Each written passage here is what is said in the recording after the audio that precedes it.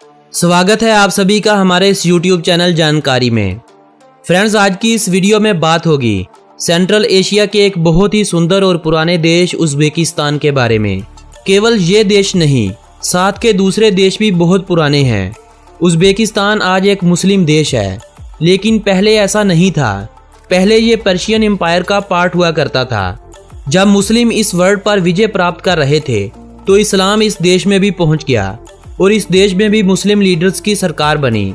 आने वाले वर्षों में इस्लाम पूरे क्षेत्र में फैल गया। 11वीं शताब्दी में चंगेज़ खान और उसके सैनिकों ने उज़्बेकिस्तान की जड़ों को हिलाकर रख दिया। चंगेज़ खान ने यहाँ मंगोल साम्राज्य की नींव रखी। मंगोल सैनिकों ने यहाँ जुल्म के पहाड़ तोड़े।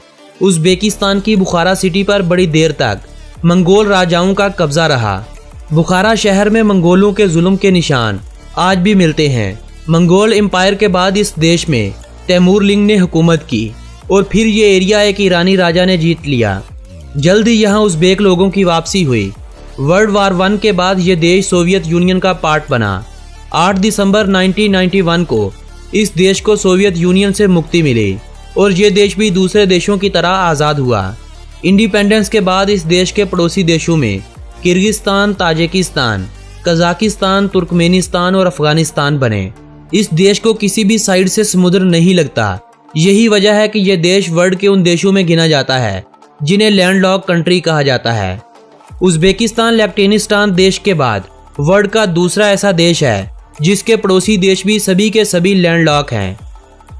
उज़्बेकिस्तान देश के बारे में अधिक जानकारी प्राप्त करने से पहले मेरी आप फ्रेंड से एक ही विनती है कि पहले YouTube पर मौजूद हमारे इस चैनल जानकारी को सब्सक्राइब कर लीजिए, साथ मौजूद बेल बटन को भी दबा दीजिए ताकि कोई भी वीडियो बिना किसी देरी के आपको मिलती रहे।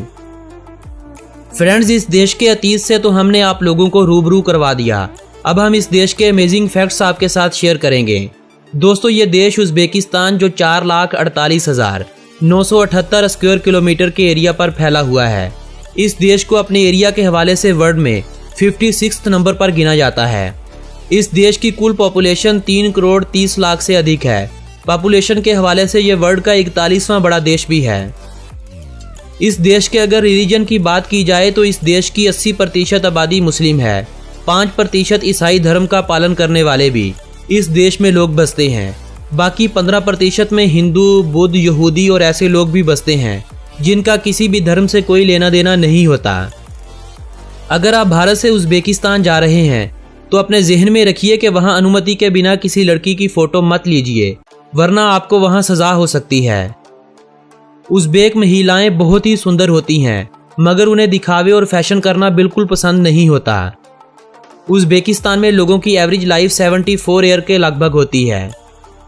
उज़्बेकिस्तान दुनिया में रुई मतलब कपास की एक्सपोर्ट करने वाला दूसरा बड़ा देश है।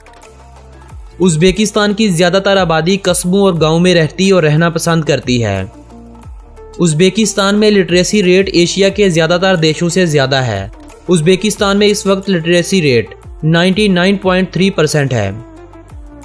इस देश यानी उज़्बेकिस्तान में 83% उज़्बेक लोग बसते हैं, 5% ताजिक लोग। बाकी आबादी कज़ाक, रशियन और दूसरे कबीलों की है जो इस देश में बस रहे हैं।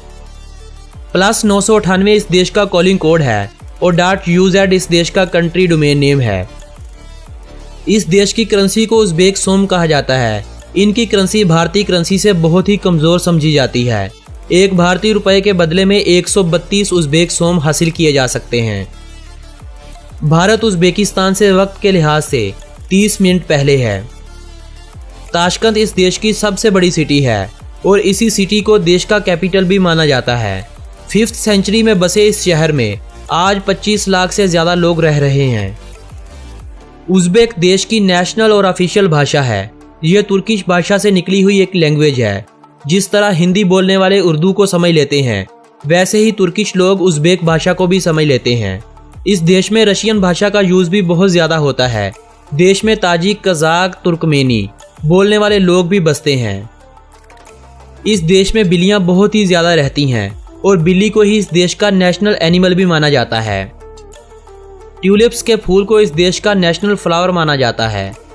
प्लेन ट्री को इस देश का नेशनल पेड़ माना जाता है। बीफ और राइस से बनाई गई पुलाव की डिश को इस देश की नेशनल डिश कहा जाता है। डामिशन पेलिकन को इस देश का नेशनल बर्ड माना जाता है। फुटबॉल इस देश की नेशनल स्पोर्ट्स है। फुटबॉल के अलावा इस देश में ज़्यादा खेली जाने वाली स्पोर्ट्स में बास्केटबॉल, रग्बी यूनियन, हैंडबॉल और साइकिलिंग शामिल हैं। दुनिया के सबसे बड़े सोने के भंडार इसी देश में मतलब उज़्बेकिस्तान में हैं। हर साल इस देश से 80 टन गोल्ड निकाला जाता है। दुनिया में कॉपर के हवाले से ये देश उज़्बेकिस्तान 10वें नंबर पर आता है। इस देश में माइनिंग इंडस्ट्री के बाद ऑयल, गैस और फिर एग्रीकल्चर का नंबर भी आता है। अब हर साल इस देश में टूरिज्म भी बढ़ रहा है, वरना पहले बहुत ही कम विजिटर इस देश में जाया करते थे। अब हर साल 4 लाख से ज़्यादा विजिटर इस देश में जाते हैं। इस देश में एग्रीकल्चर बारिशों के भरोसे पर होती है। पानी बहुत ही कम होता है। जो नदी नाले पहले बहते थे वो भी अब सूख चुके हैं। इस देश में ठंड बहुत ही कम और गर्मी बहुत ज़्यादा देर तक रहती है। इस देश के गाँव में रहने वाले लोग भेड़ बकरियां पालकर उन्हें चराते हैं और फिर इन्हीं को बेचकर अपना गुजारा करते हैं। इस देश में औरतें सड़कों के पास एक खास किस्म की रोटी बनी बेचती हैं। ये रोटी उज़्बेकिस्तान में बहुत ही पॉपुलर है। इस देश में नेशनल बिल्डिंग की फोटोज लेना कानून हाथ में लेने वाली बात होती है। 18 ईयर से पहले इस देश में अल्कोहल का यूज करना भी कानून को चैलेंज करने वाली बात ही होती है। खबर की माने तो इस देश ने इंडियन के लिए वीज़ा ऑन अराइवल भी कर दिया है। मगर आप भारत से इस देश में टूर के लिए जाना चाहते हैं तो पहले इस देश का ऑनलाइन ई वीज़ा लेकर इस देश में जाइए, जो आप खुद अपने कंप्यूटर से भी अप्लाई कर सकते हैं। इस देश में विजिट के लिए अच्छे मंथ्स सितंबर से नवंबर और अप्रैल से मई तक होते हैं। इस देश के पॉलिटिशियन और चंद हजार लोगों के अलावा देश की ज़्यादातर आवाम गरीब है। समरकंद, बुखारा और खेवा सिटी देश के हिस्टोरिकल सिटीज़ हैं, जहां पर हिस्ट्री से लगाव रखने वालों को देखने को बहुत कुछ मिलता है। इस देश में महिलाएं घरों में कपड़े पर कढ़ाई करके इसे सेल करती हैं। इन कपड़ों पर हुई कढ़ाई से आप इस देश के कल्चर को भी जान सकते हैं। दूसरे देशों से आए टूरिस्ट उज़्बेकिस्तान में camel trekking, hiking, bird watching, rafting और स्कीइंग करते हैं। फ्रेंड्स, उज़्बेकिस्तान का हम ऑनलाइन वीज़ा कैसे हासिल कर सकते हैं? अगर आप चाहते हैं कि मैं बहुत जल्द इस पर एक वीडियो बनाऊं, जिससे आप उज़्बेकिस्तान का घर बैठे वीज़ा लेकर वहां सैर पर जा सकें, कमेंट करते हुए मुझे बताइएगा ज़रूर। इस वीडियो को कम से कम 20,000 लाइक करवा दीजिए, ताकि मैं जल्दी उज़्बेकिस्तान के वीज़े पर आपके लिए एक वीडियो बना सकूं। आज की ये वीडियो आप फ्रेंड्स को कैसी लगी? अगर अच्छी लगी तो इस वीडियो को अपने फ्रेंड्स एंड फैमिली मेम्बर्स के साथ व्हाट्सएप और फेसबुक वॉल पर शेयर करते हुए अपनी पसंदीदगी का हमें बताइएगा।